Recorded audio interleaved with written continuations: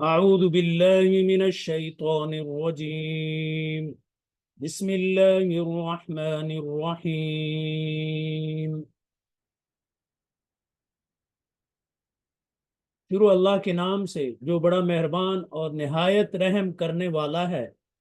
علم کیا نہیں، ترى آپ نے دیکھا، کیفا کیسے، فعل کیا، ربک آپ کے رب نے، باصحاب الفیل ہاتھی والوں کے ساتھ، علم کیا نہیں، یجعل کر دیا، کیدہم ان کی سازش، فی میں، تضلیل بیکار ناکام، وارسل اور بھیجا، علیہم ان پر، طیرن پرندے، ابابیل جھنڈ کے جھنڈ، ترمیہم پھینکتے تھے ان پر، بحجارتن پتھر، من سے، سجیل پکی ہوئی مٹی، فجعلہم پھر کر دیا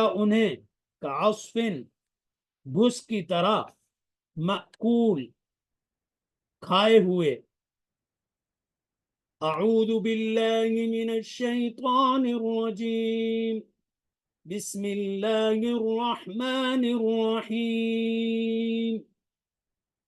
ألم تر كيف فعل ربك بأصحاب الفيل ألم يجعل كيدهم في تضليل وأرسل عليهم طيرا أبابيل ترميهم بحجارة من سجيل فجعلهم كعصف مأكول۔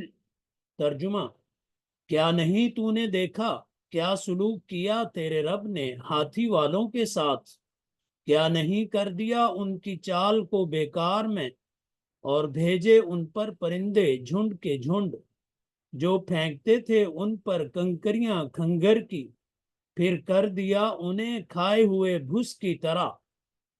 مختصر تفسیر: پہلے پیراگراف میں آیت نمبر 1 سے لے کر 2 تک رسول اللہ صلی اللہ علیہ وآلہ وسلم کے خلاف قریش کی چالیں ناکام ہوں گی۔ دوسرے پیراگراف آیت نمبر 3 سے لے کر آیت نمبر 5 تک توحید اختیار کرو ورنہ پرندوں کے ذریعے تمہیں بھی ہلاک کیا جا سکتا ہے۔ اس صورت کا مرکزی مضمون یہ ہے کہ ابرہہ کے انجام سے عبرت حاصل کرو۔ اللہ پرندے بھیج کر بھی ہلاک کر سکتا ہے۔ اللہ تعالیٰ اپنے گھر کی حفاظت کرے گا۔ توحید اختیار کرو، خانہ کعبہ کو اصنام سے پاک کرو۔ وما علینا الا البلاغ المبین۔